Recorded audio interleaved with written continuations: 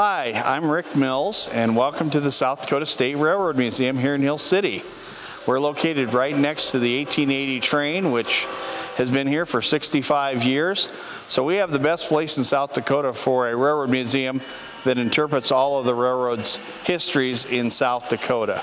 This picture here is a very interesting picture because it points out how much the railroads influence our behavior today without us really being aware of it. For example, the whole concept of time zones that we have in this country was done by the railroads because they had to have some way of coordinating extensive network of tracks and travel and engines, and a real problem was wrecks. And so standard time was a way of getting the different parts of the country all on the same page in terms of coordinating schedules for trains to be able to travel safely. And this particular picture shows a yard in Clinton, Iowa, on the day that standard time was adopted by the United States. And it was such a significant issue that all these locomotives lined up, and you never see that many old locomotives lined up like that, as a way of recognizing how historical this step was.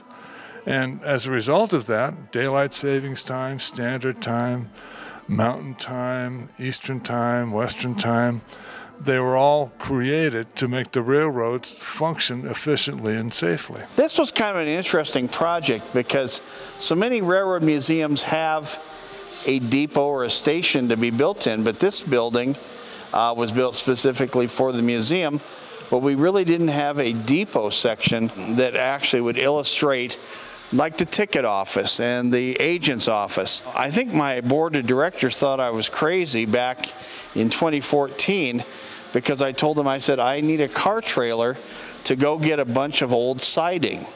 Well, the reason I did that is because they were tearing down an old depot and remodeling one in Fort Pierce, South Dakota. I went down with another one of my volunteers. We picked up old siding that was authentic to the depot when it was built in 1907. And basically it's a half replica of a small town depot. Not only the authentic siding on the outside, but inside we have a ticket office, we have an agent's window, agent's office where there was a lot of office work done for the railroad. Folks could come in, pick up packages, and then learn more about the railroads and how they operated. So that's why it was more of an, kind of an interactive way. We even have an operating telegraph.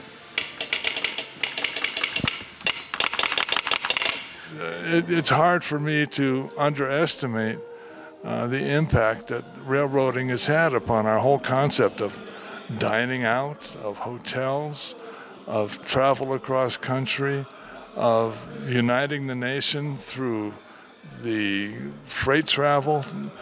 Almost everything you have now in some way, shape, or form traveled by train at one point in time. We are open throughout the summer. We close mid-October.